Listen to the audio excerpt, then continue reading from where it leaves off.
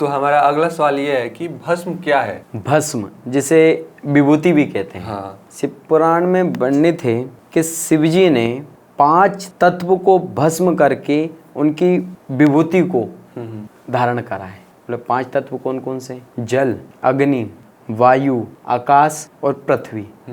ये 5 तत्व से ही अपना शरीर मिलकर के बना हुआ है। अग्नि भी अपने अंदर है, उसकी आवश्यकता है, जल की आवश्यकता है, वायु की आवश्यकता है, आकाश की आवश्यकता और पृथ्वी की आवश्यकता है। इन सबको भस्म करके शिवजी जो विभूति निकली उसको धारण करा है। महाराज भस्म 3 प्रकार की होती है। कौन कौन सी? पहले होती है लोकाग्नि भस्म, दूसरा वेदाग्नि भस्म, तीसरा होती है शिवाग्नि भस्म।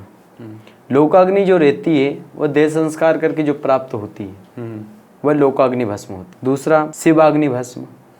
शिवाग्नि भस्म जो आपने देखा, बिल्व का जो पेड़ रहता है उसकी लकड़ी को जला करके जो भस्म प्राप्त होती है उसे शिवाग्नि भस्म कहते हैं। फिर आता है वेदाग्नि भस्म। वेदाग्नि जैसे यज्ञ वगैरह चलते हैं, यज्ञ में जिसकी आहुति दी जाती है, भगवानों का भोजन कराया जाता है, जब पूरी आहुति भगवान ग्रहण कर लेते हैं और उसका जो भस्म विभूति बचती है वो वेदाग्नि भस्म कहलाती है। महाराज क्या शिव पुराण में वर्णित है कि जो मनुष्य बिना त्रिपुंड लगाए, बिना भस्म धारण किए, बिना रुद्राक्ष धारण किए शिव का यदि पूजन करता है तो वह जिस भाव से पूजन करता है वह भाव उसे प्राप्त नहीं होता। जिस कार्य की सिद्धि के लिए पूजन करता है वह सिद्धि उसे प्राप्त नहीं होती है। इतना महत्व है रुद्राक्ष और भस्म का। तो मतलब रुद्राक्ष या भस्म से कोई एक धारण पहले करना पड़ता है तभी शिव का पूजा ऐसे? हाँ, शिव का पूजन करने के लिए सबसे पहले आपके गले में रुद्राक्ष की माला और मस्तक पर त्रिपुंड धारण होना चाहिए। क्योंकि 3 जो रेखाएं त्रिपुंड जिसे कहते हैं वो ब्रह्मा, विष्णु और महेश, तीनों साक्षात देवता इसमें विराजमान रहते हैं। जो बिना भस्म के, बिना त्रिपुंड लगाए शिव का अर्चन, पूजन, अभिषेक करता है तो भगवान उसे ग्रहण नहीं करते हैं। यहाँ तक कि भस्म का धारण स्त्री भी कर सकती है, विधवा स्त्री भी कर सकती है और पुरुष भी कर सकते हैं।